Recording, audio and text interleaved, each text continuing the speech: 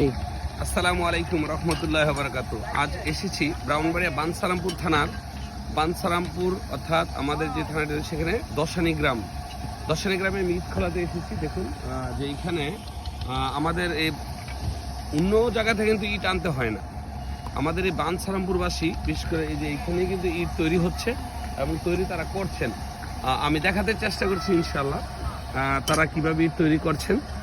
দেখুন যে আমি যদি ধরি, এই যে দেখেন, হ্যাঁ তারা কিন্তু কাজ করছেন। এই যে দেখতে পাচ্ছেন, ও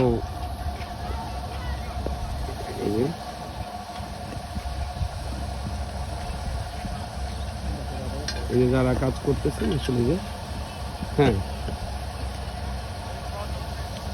ওয়াও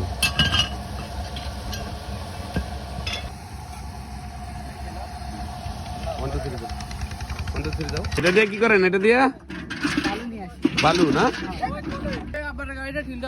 ডিয়ার ভিউয়ার্স, আমি যদি দেখাই, দেখুন চতুর্দিকে শুধু ইট আর ইট। এই যে ইটের যে স্তূপ করে রাখা হয়েছে, অনেক একদম দিক দিয়ে পুরোটা শুধু ইট আর ইট। হ্যাঁ দেখেন অবস্থা ডিয়ার ভিউয়ার্স। এই যে আমি যদি দেখাই, দেখুন এই আমাদের ইট খোলার বর্তমান অবস্থা।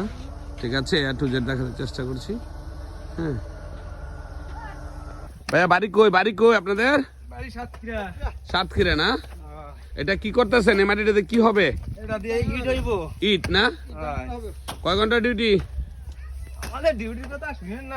মাশাআল্লাহ, না অনেক করতে পারেন কাজ তো আপনারা, মাশাআল্লাহ ভালো কাজ পারেন। হ্যাঁ মোটামুটি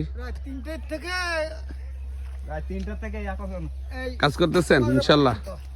যাক, কাজ করলে ভালো, স্বাস্থ্য ভালো থাকে ইনশাল্লাহ। এই এরিয়াটাতে এই সেটে দিয়ে দেখুন ইট রয়েছে, প্রচুর পরিমাণের ইট তৈরি করছেন, কাজ করছেন। বিভিন্ন লোকে বিভিন্ন কাজ করছেন, বিভিন্ন এরিয়ার লোক রয়েছে, এই যে কয়লা রয়েছে।